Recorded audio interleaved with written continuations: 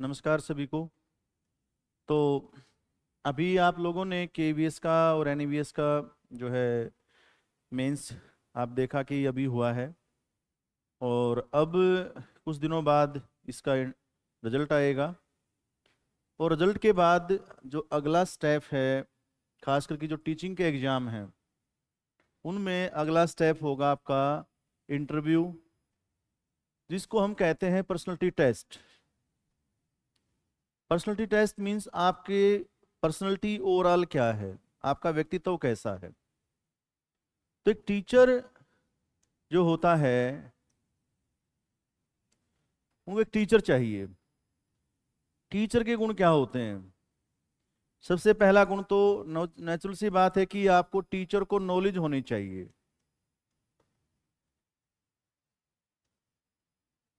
अब नॉलेज वो आपकी चेक कर चुका है।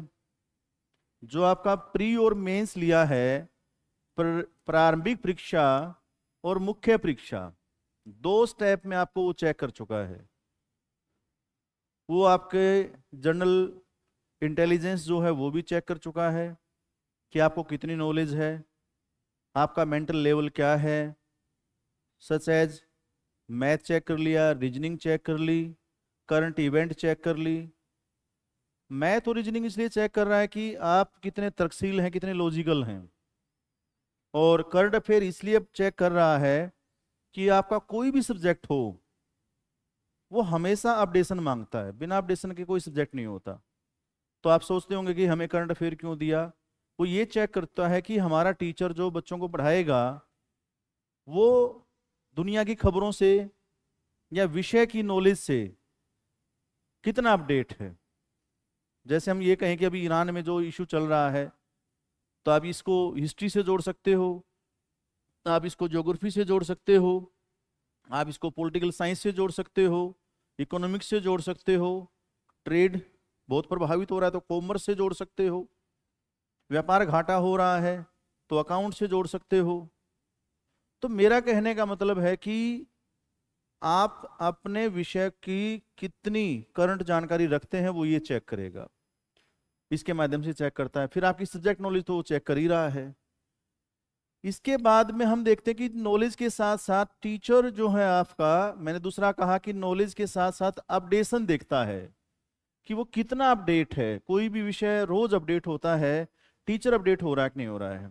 दूसरा हम ये कहें कि नॉलेज टीचर की जो दूसरा पॉइंट है, जो दूसरा है आपका, कि मान लीजिए कि जैसे आपको प्री या मेंस में कोई पर्सन नहीं आया, नहीं आया तो कोई इशू नहीं, आपने छोड़ दिया।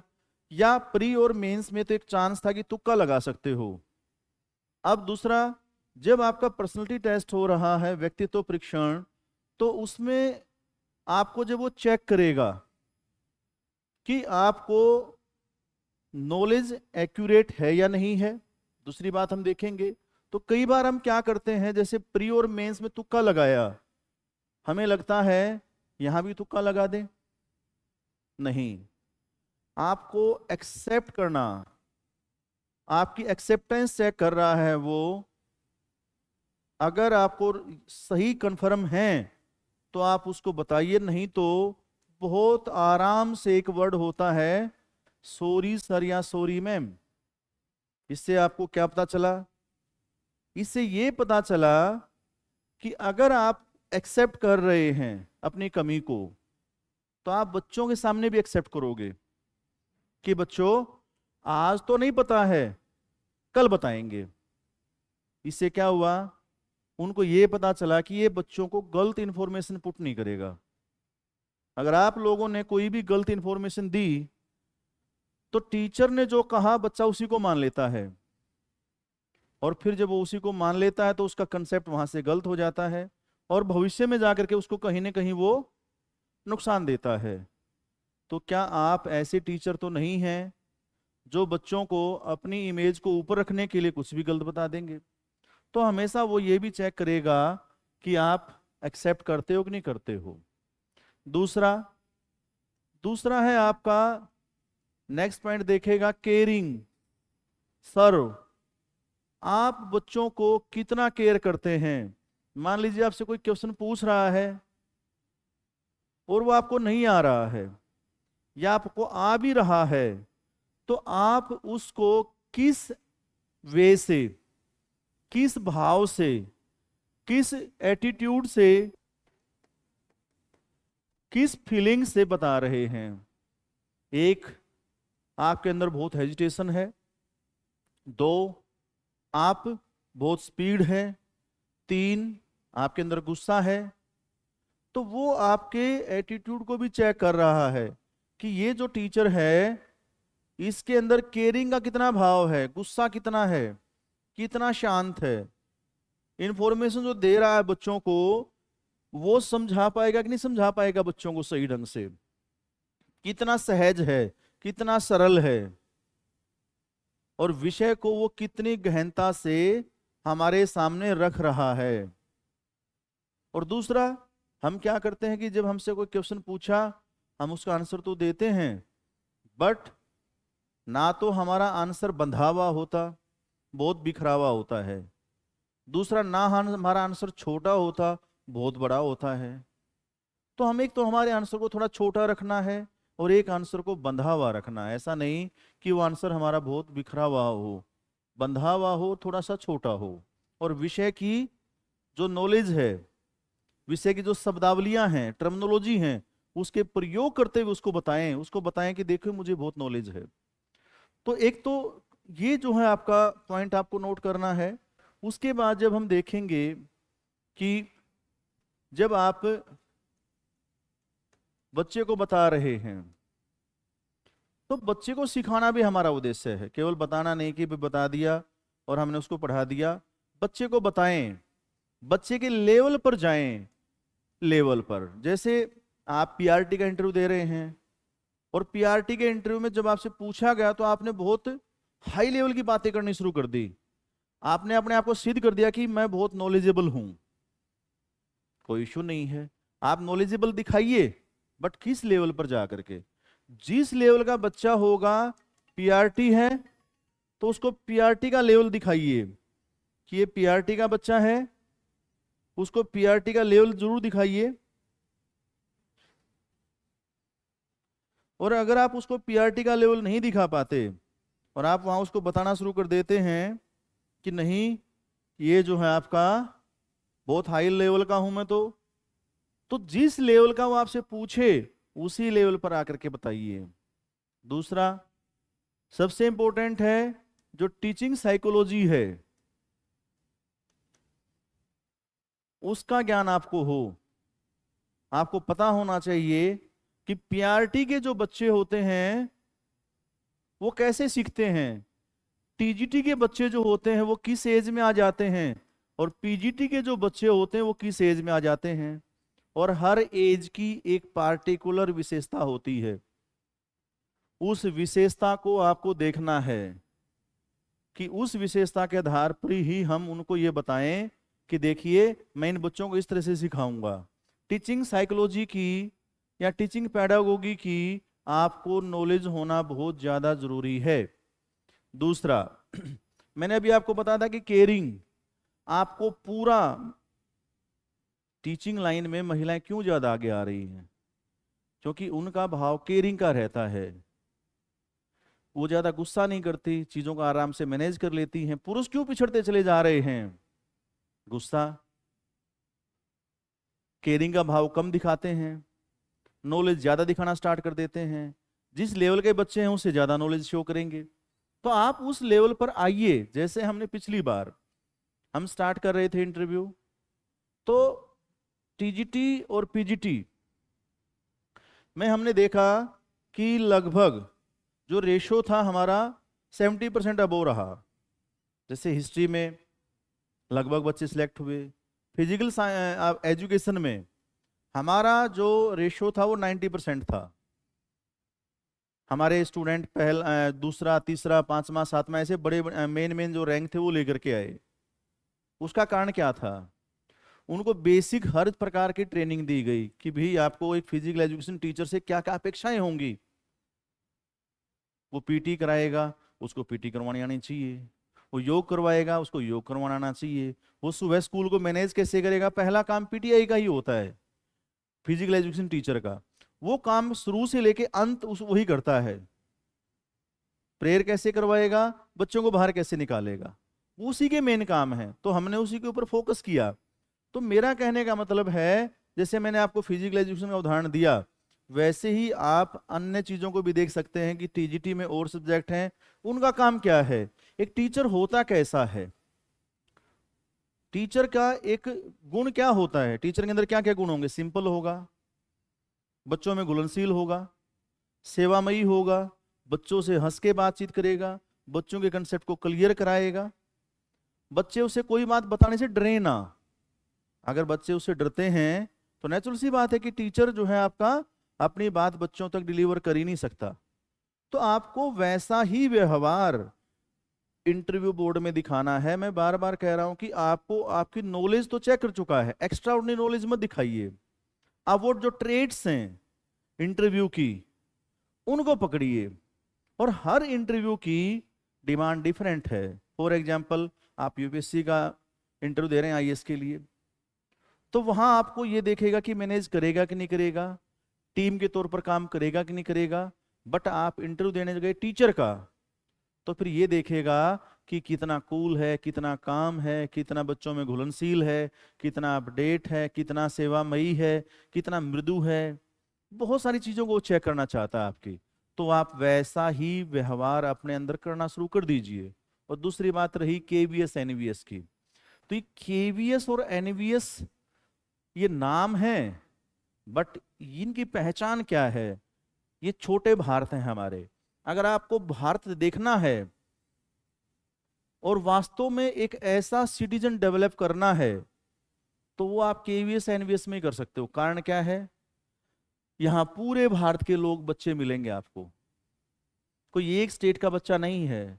अगर आप पूरे भारत के बच्चे एक ही क्लास में मिल जाएं, तो यानी कि आप पूरे भारत की कल्चर को, पूरे भारत की विशेषताओं को अपने अंदर समाहित कर लेते हैं। अच्छा सिटीजन बन के निकलेगा दोनों जगह से, जिसको कहते हैं ना कि भारत विविधताओं में एकताओं का देश है। तो ये विविधता में एकता यही नजर आती है। विविधता तो हमारी भाषा, बोलचाल, रहन सहन, खान पान, वो हमारी सब नजर आएंगी। परंतु जब हम बातचीत करते हैं एकता की, तो आप देखिए सबसे ज्यादा नेशनलिज्म यही नजर आएगा आपको। आर्मी पर्सनल के बच्चे यहां पढ़ रहे हैं, कितने राष्ट्रवादी लोग हैं आर्मी में। तो पैरामिलिट्री फोर्सेस के लोग यहां पढ़ रहे हैं, कितने राष्ट्रवादी लोग हैं वहां पे जो हमारे लिए, देश के लिए लड़ते हैं, मरते हैं। तो ये भाव आपको एकता का नजर आएगा। और अंतिम रूप से तो हमें क्या बनाना है, एक अच्छा भारत। केवीएस एनवीएस यही तो कर रहे हैं, भारत के निर्माण में योगदान दे रहे हैं लगातार, कि कैसे भारत को आपका एक अच्छा भारत बनाया जाए। तो ये हमें केवीएस एनवीएस से मिला। तो एक आपका वर्ड, एक फॉर्म भराया जाएगा, सुटेबिलिटी टू द पोस्ट। आप पोस्ट के स्टेबल कैसे हैं, तो आपको भी वैसा ही अपने आप को शो करना है जिस प्रकार की आत्मा केवीएस और एनवीएस की है। यहां इसकी सोल क्या है, विविधता में एकता, इसकी आत्मा। तो आपको भी ऐसा ही शो करना है कि भाई मैं तो एक ऐसा व्यक्ति हूं, एक ऐसा टीचर हूं जो सबको साथ लेके चल सकता हूं। जैसे हमारी सरकार कहती है सबका साथ सबका विकास, तो ये वास्तव में केवीएस एनवीएस ही करते हैं, सबका साथ सबका विकास।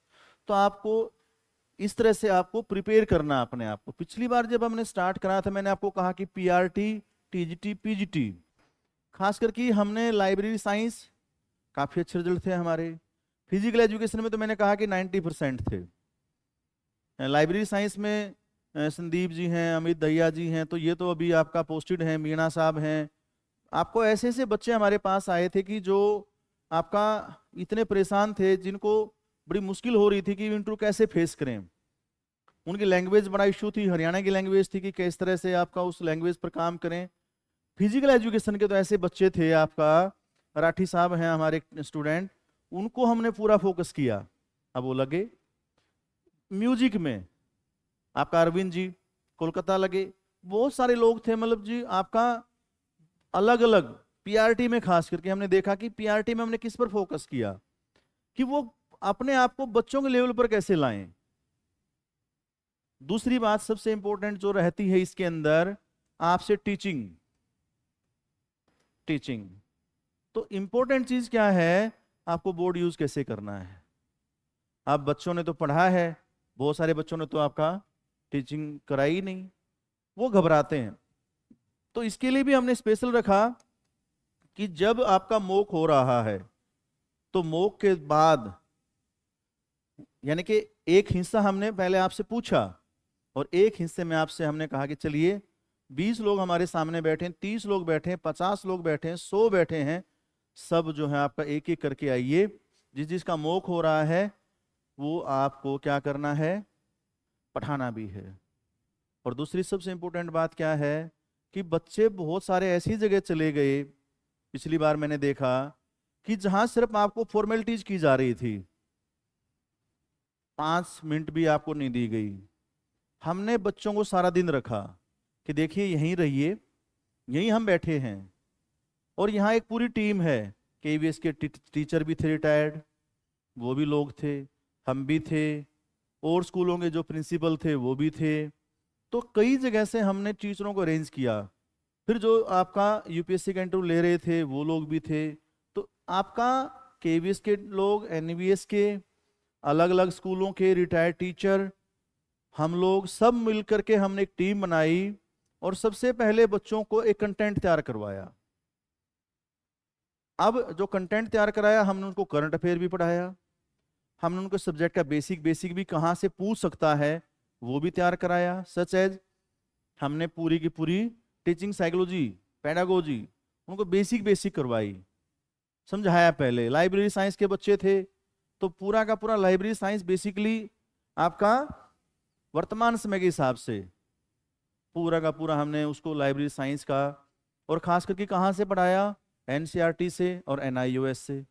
क्यों? क्योंकि उससे पूछेगा वो, उसको वैसे ही बच्चे चाहिए जो एनसीईआरटी की समझ रखते हो, वो वहीं से पूछ रहा था। तो हमने जब उनको पढ़ाया तो रिजल्ट भी उनके बहुत शानदार रहे।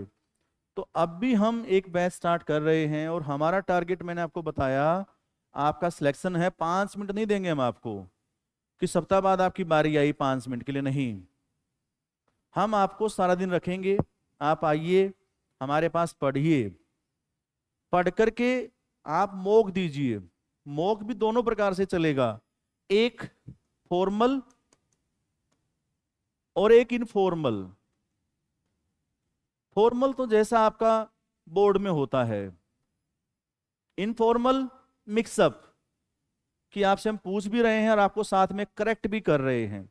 दूसरी बात, हम क्या करेंगे, फॉर्मल में भी ऐसा नहीं कि हम आपको करेक्ट नहीं करेंगे, फॉर्मल में हम आपको क्या करेंगे, फीडबैक देंगे।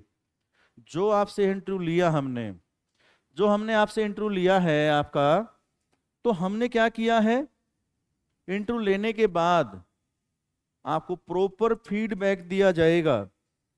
इसमें जो इंटरव्यू हैं हमारे प्रिंसिपल के हैं, वाइस प्रिंसिपल के हैं, पीजीटी के हैं, और पीजीटी केवी एनवी दोनों जगह के हैं आपका। और इसमें हम आपका हर सब्जेक्ट को कवर करेंगे।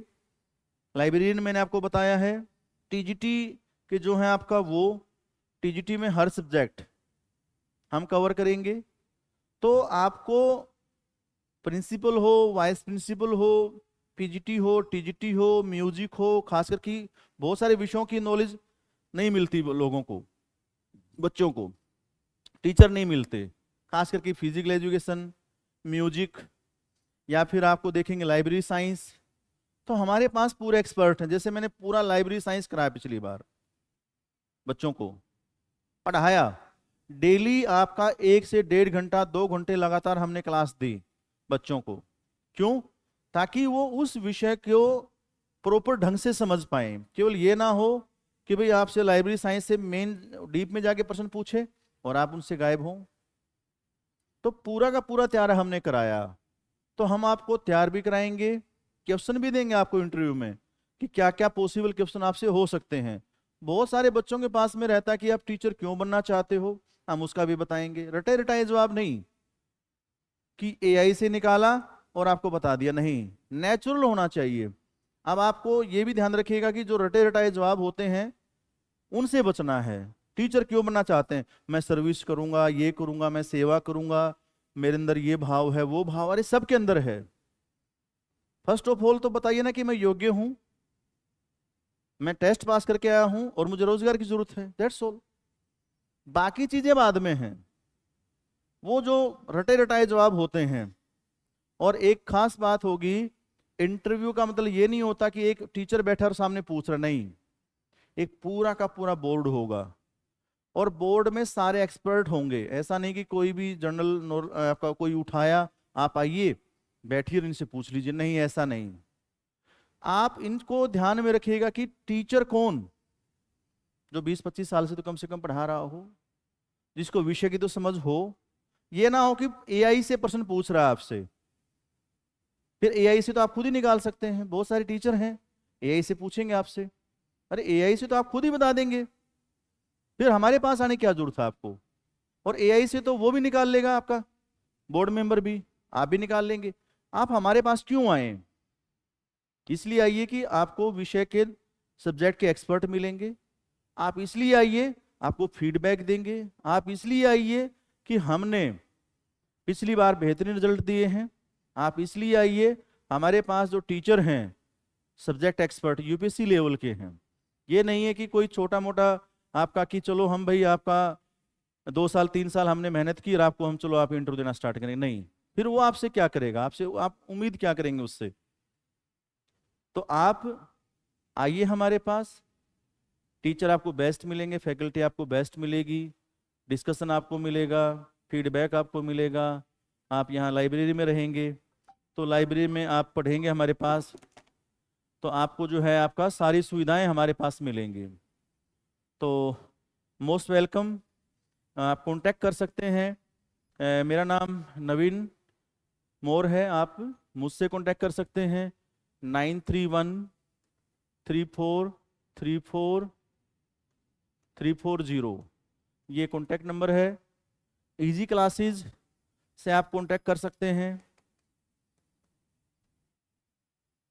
इजी क्लासेस का आप ऐप डाउनलोड कर सकते हैं, आप क्लास दे सकते हैं इजी क्लासेस की। तो आप जो है आराम से हमसे संपर्क कर सकते हैं। तो नेक्स्ट क्लास में जो मैं आपको बताऊंगा, तो नेक्स्ट क्लास में आप लोगों के लिए सबसे मेन चीज रहेगा